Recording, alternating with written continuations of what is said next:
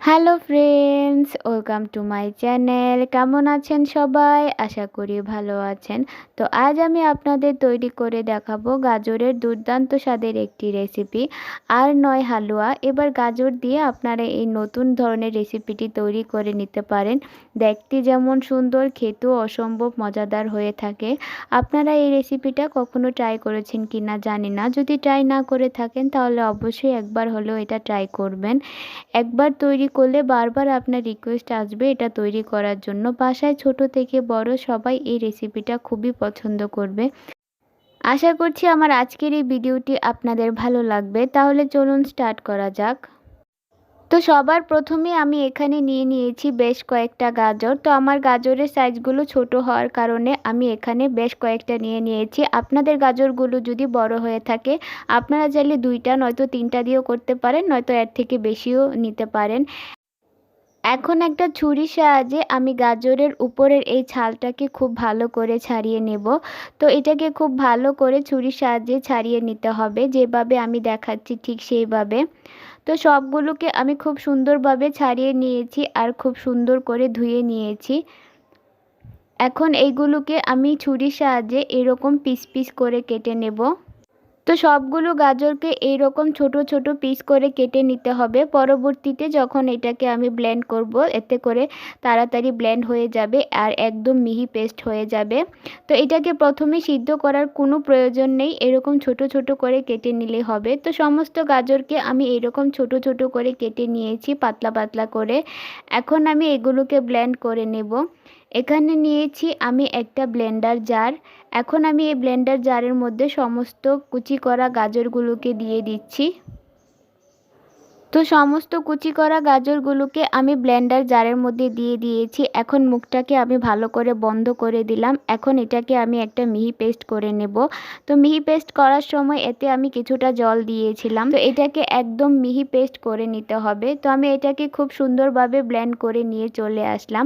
আমি আপনাদের দেখিয়ে দিচ্ছি এটাকে ঠিক এইরকম মিহি পেস্ট করে নিতে হবে। দেখুন কতটা সুন্দরভাবে আমি মিহি করে পেস্ট করে নিয়েছি। এখন সরাসরি আমি চুলায় একটি প্যান বসিয়ে তার মধ্যে গাজরটাকে দিয়ে দিচ্ছি। আর এই ব্লেন্ডার জারটাকে ধুয়েও আমি কিছুটা জল এর মধ্যে দিয়ে দিলাম। এখন আমি একটা হাতার সাহায্যে এটাকে নেড়ে চেড়ে দিব, তারপর জলটাকে খুব ভালো করে শুকিয়ে নেব। আপনারা চাইলে এখানে প্রথমে সামান্য ঘি দিয়ে তারপর এই গাজরটা দিয়েও এটাকে ভাজা ভাজা করে নিতে পারেন। তো আমি এখানে সরাসরি ঘি দিলাম না, আমি এইভাবে গাজরটাকে নেড়ে চেড়ে জলটাকে শুকিয়ে নিচ্ছি।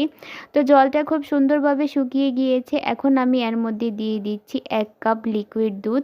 তো দুধটাকে আমি আগে জাল করে কিছুটা ঘন করে রেখেছিলাম।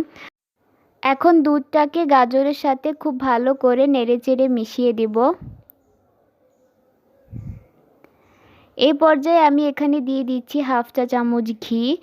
এখন আমি এটাকে দিয়েও খুব ভালো করে নেড়েচেড়ে মিশিয়ে নেব। তারপর এটা ফুটে ওঠা পর্যন্ত ওয়েট করব।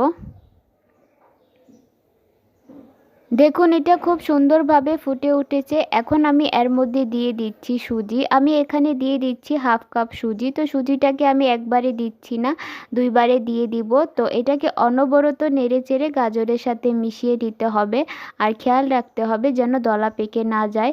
তো এটাকে আমি খুব সুন্দরভাবে ভালো করে গাজরের সাথে মিশিয়ে নিয়েছি।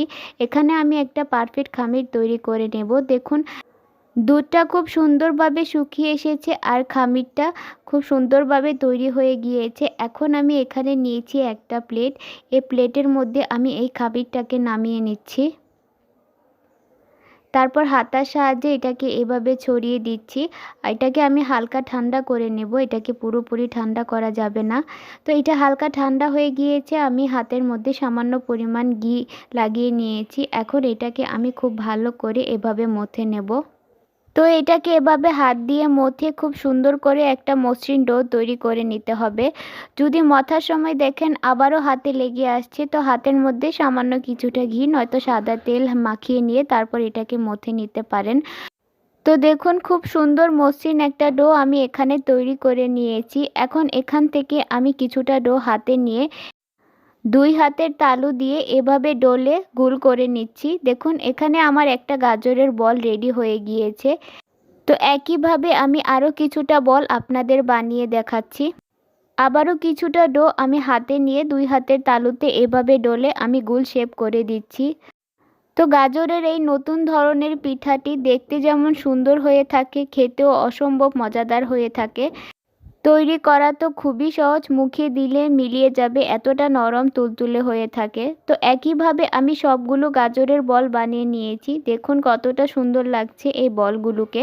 এখন এই বলগুলোকে আমি ভাপিয়ে নেব। চুলায় একটি স্টিমারে আমি জল গরম করার জন্য বসিয়ে রেখেছিলাম। তো জলটা খুব সুন্দরভাবে গরম হয়ে গিয়েছে। এখন আমি এর উপর এটাকে দিয়ে দিলাম। এটার মধ্যেও আমি কিছুটা ঘি লাগিয়ে দিয়েছিলাম, এতে করে পিঠাটা এর গায়ে লেগে যাবে না, সুন্দর করে উঠে যাবে। এখন আমি সবগুলো পিঠাকে এর উপর একে একে দিয়ে দিচ্ছি।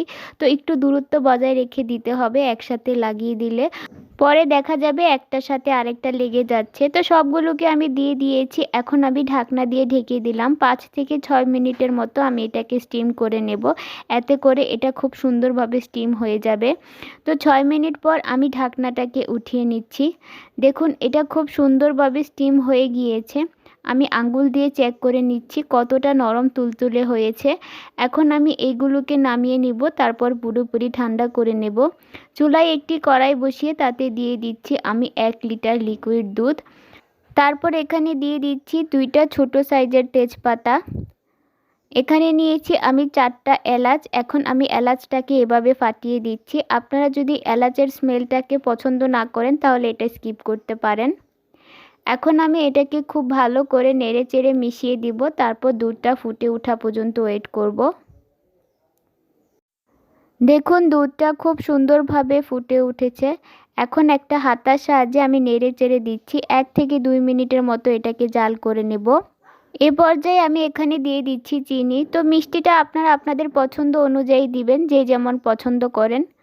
দিয়ে দিচ্ছি বাদাম কুচি। কিছুটা বাদাম আমি এখানে কুচি করে নিয়েছি। আপনারা যে কোনো বাদাম এখানে দিতে পারেন। তারপর এখানে দিয়ে দিচ্ছি কিছুটা কিশমিশ। এখন দুধের সাথে সব কিছুকে খুব ভালো করে নেড়েচেড়ে মিশিয়ে নিব, তারপর ফুটে ওঠা পর্যন্ত ওয়েট করব। দেখুন দুধটা অনেকটাই শুকিয়ে এসেছে। এখন আমি যে গাজরের বলগুলোকে বানিয়ে রেখেছিলাম সেগুলোও ঠান্ডা হয়ে গিয়েছে। এখন এই বলগুলোকে আমি দুধের মধ্যে দিয়ে দিচ্ছি।